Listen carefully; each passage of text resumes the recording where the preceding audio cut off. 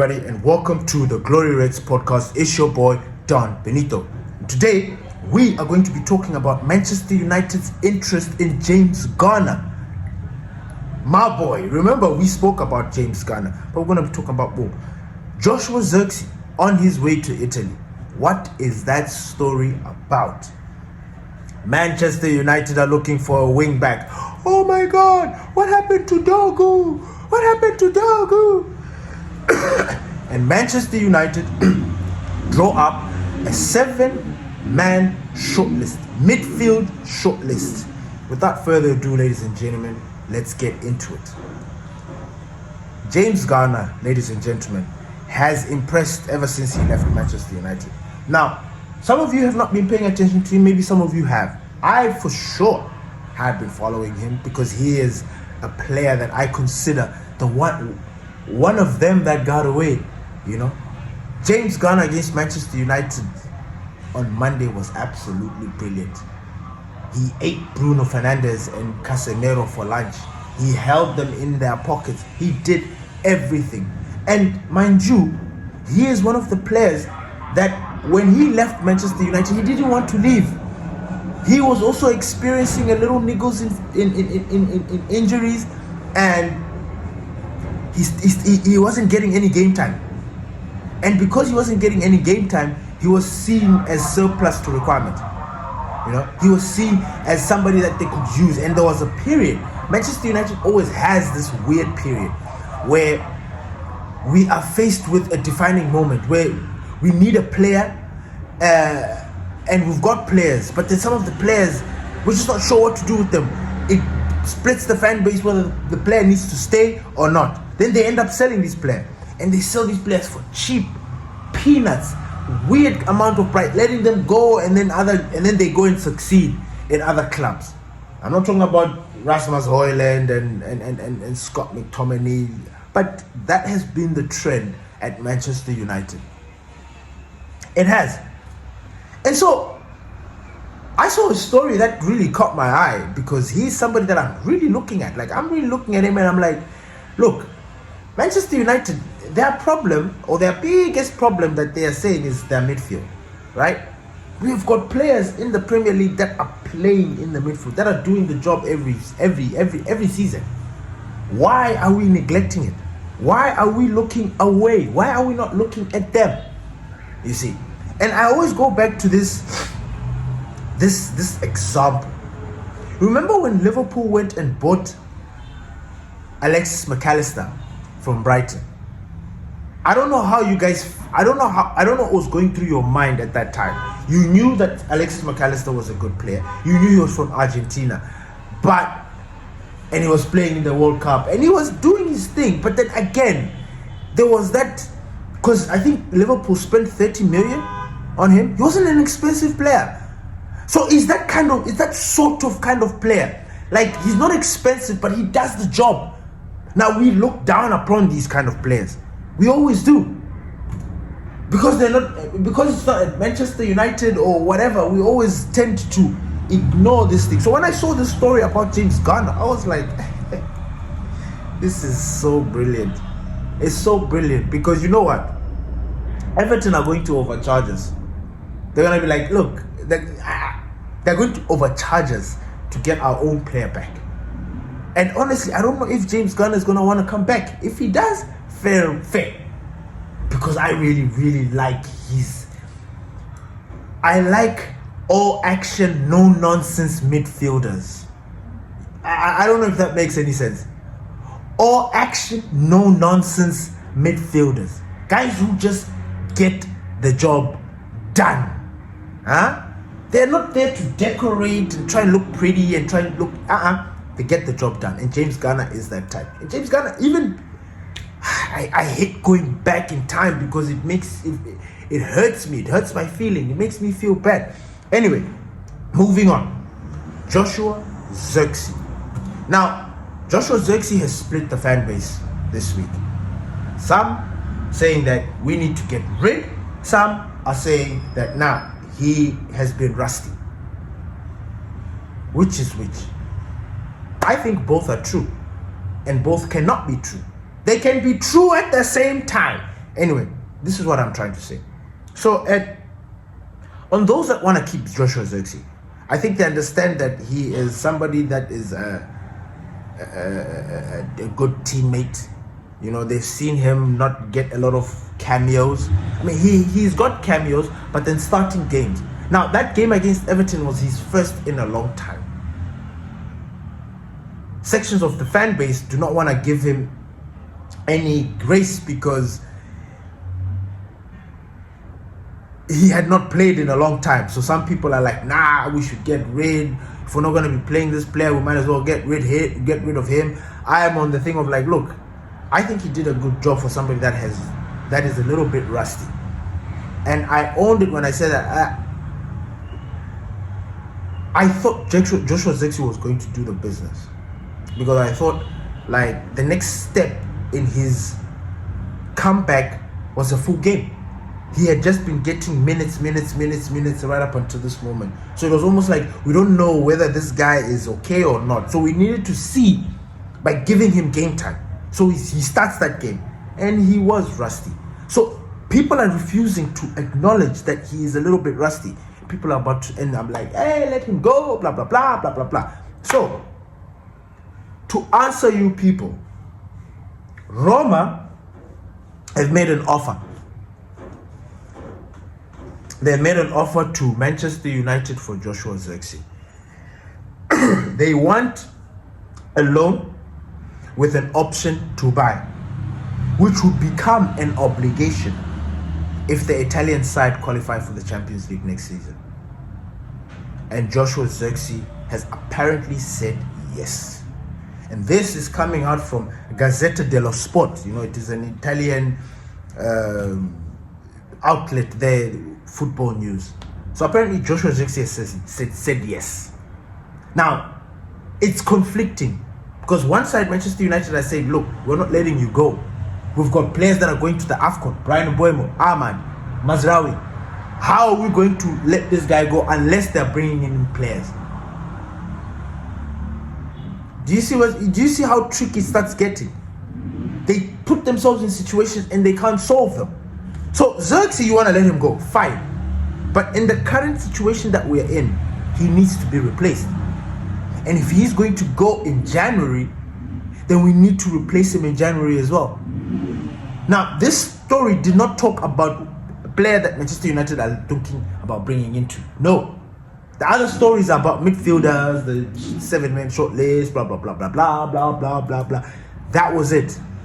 But other than this, when it comes to Zirkzee alone, it is like he said yes. Now, this has come out yesterday. I don't know for how long, maybe the past 2 weeks or the couple of months, Manchester United have blocked anything for Zirkzee and Mainu. So I don't know where this story is coming from. I don't know where this agreement with Zirkzee is coming from, because Manchester United have refused. Like they said, nah, guys are not going anywhere. Mainu, you wanna go where? Napoli. To Fiaco, you're gonna stay here. Zirkzee, where you wanna go? You're staying here. That is what we know. That is what I knew as far as I'm concerned. Their attempts to leave the club in the January were blocked. So this story about him saying yes and Roma, I don't know. It's still yet to be seen. But one thing I know for sure is that if we're gonna lose Zirkzee, they might as well. They have to replace him. They have to. Not so. Right now we're in need of a midfielder, right? If Zirkzee leaves, they need to replace Zirkzee and still get the midfielder. Huh? Not let go of Zirkzee, then bring a midfielder. Do you see where I'm going with that? Because that's what Manchester United like to do. They will disguise it. No. Let him go, replace him, bring another midfielder as well. Because I'm not falling for this thing. I'm not falling for this bullshit where they make it seem like they're doing something else while the other hand is doing something dubious on this other side. So I'm not gonna do this. Then I saw another story about Manchester United wanting a wing back. Apparently, Manchester United are in the hunt for a wing back. And when I think about this wing back story, the only name that comes into my head is Giovanni Quenda. Giovanni Quenda. I'm looking at Chelsea right now, right? How on fire they look. How that team looks. And these guys already have Quenda in their bag. Quenda is their player. I know some of you have forgotten, but Quenda is their player. We wanted Quenda. Quenda was the quest. We wanted Quenda. We didn't get it. He went to Chelsea, and he's going to join Chelsea next season. So apparently Manchester United are looking for wing backs. Why? I don't know. I told you that Dogu is not it. He's not it. We would not be looking for a wing back if Dogu was it. I can guarantee you that.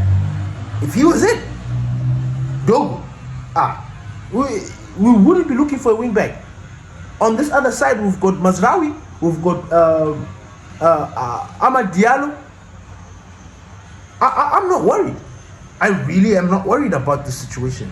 But this wing-back situation actually even confirms my concerns for Dogu. Why did we buy him from Lecce for that amount of money? Why did we push it? Why did we try to decorate the purchase as if it was something that it was not? They hyped Dogu. They made it look like he's for the future. And I was thinking to myself, yeah, okay, cool. Let's give him time. Let's give him that grace. Man, I'm sorry. Dogu's football IQ is poor. And for a team that wants to get to the top, I'm sorry, we don't need brains like that. We don't need people that can't think for themselves. We don't. Last but not least is the 7-man short list that Manchester United have drawn up. Look, this story is very unique and interesting because these are the midfielders that we have been talking about. If you go back in the Glory Reds channel and look at all the episodes that we've done, most of the episodes that concern midfielders, these names are right there. However, there is one name that I missed that apparently I need to delve deep into it because I actually didn't even pay too much attention. I guess it's attention because it slipped me. But, and in no particular order, this is the short-man midfield list that Manchester United have drawn up. I don't know how many of these midfielders are going to get. It is a big list, 7 players. We are expecting them to get 2, at least, from this. Like, for what we want to achieve, we need 3. 2 is the minimum, but we need 3 midfielders.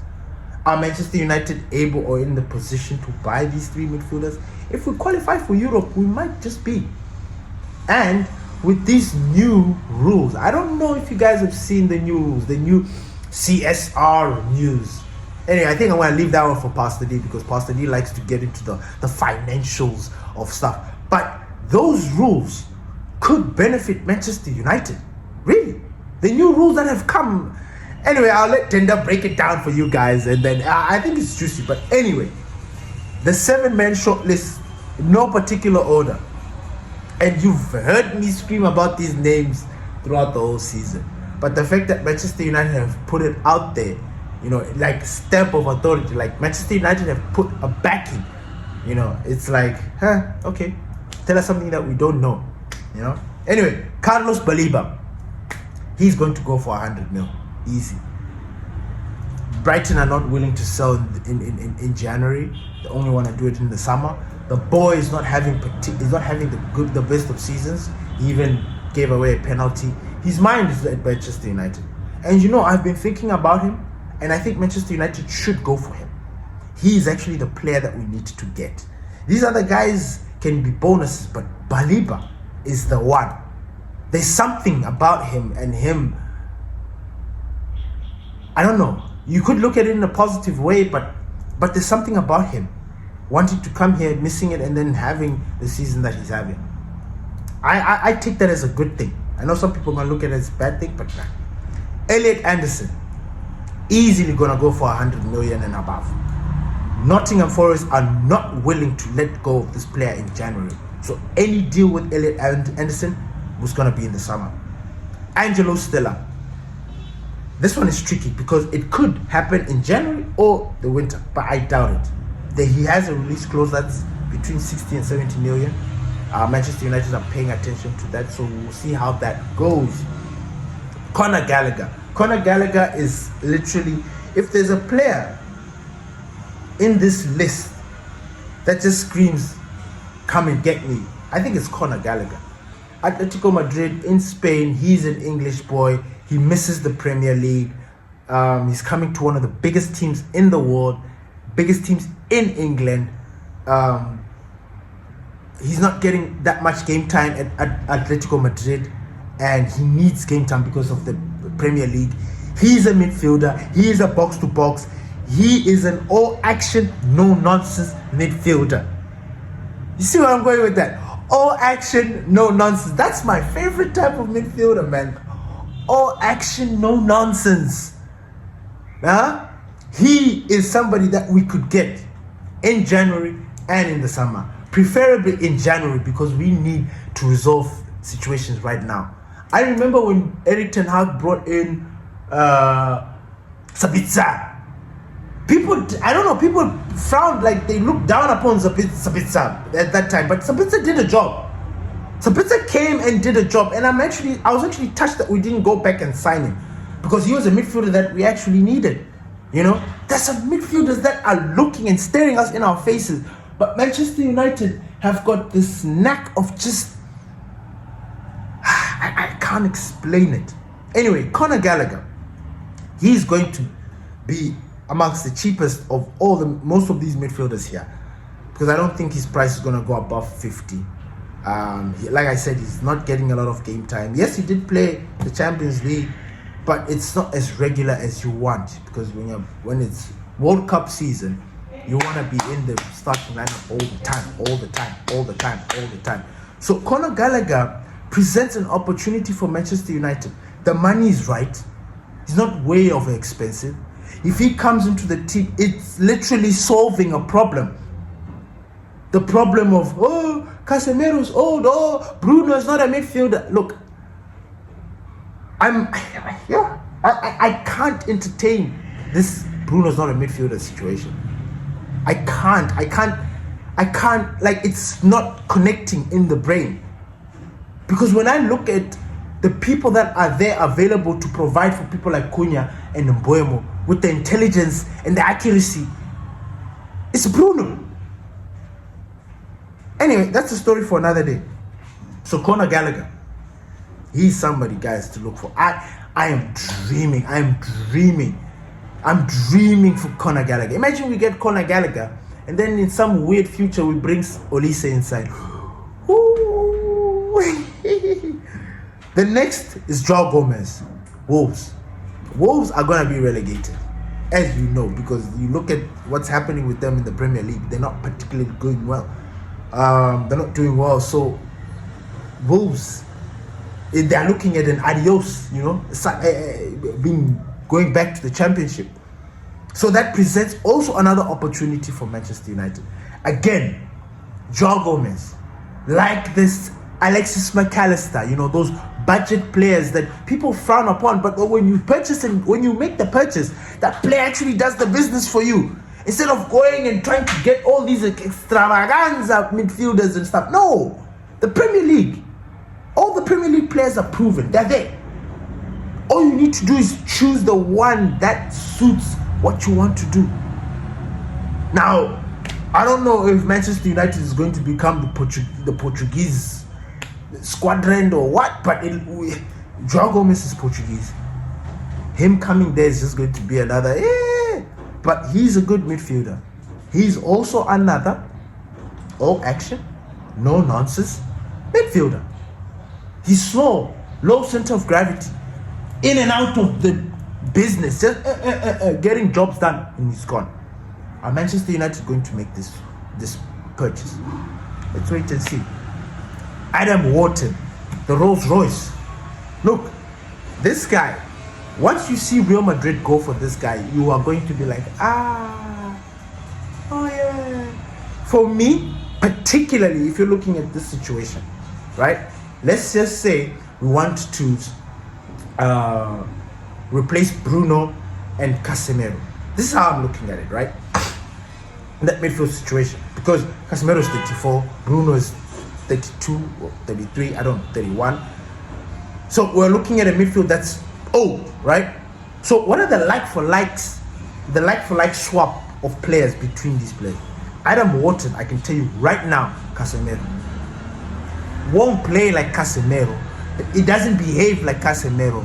But the principal job, his job, what Casemiro does best in this world is stopping attacks, breaking those lines, those passes, and being that defensive midfielder, being right in front of those,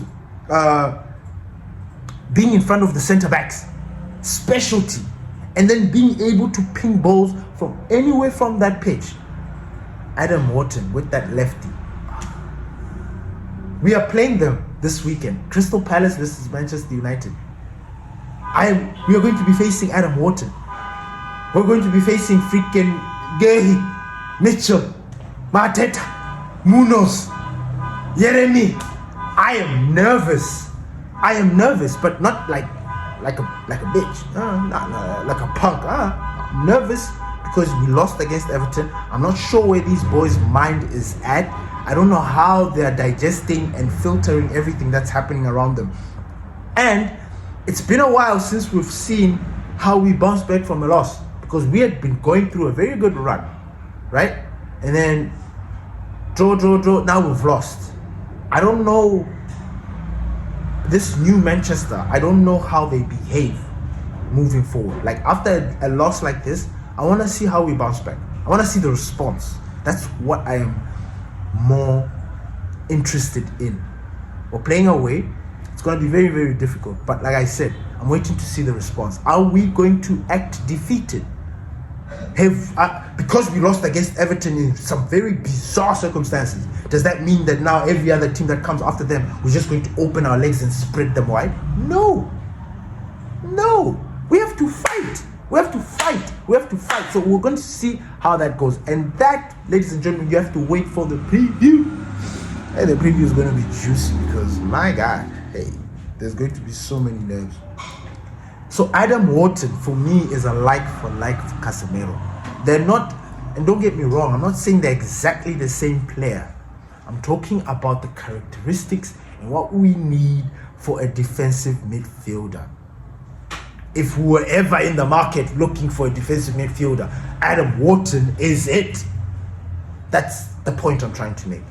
You have Adam Wharton as the Casemiro, then you've got Conor Gallagher as either the Bruno or whatever.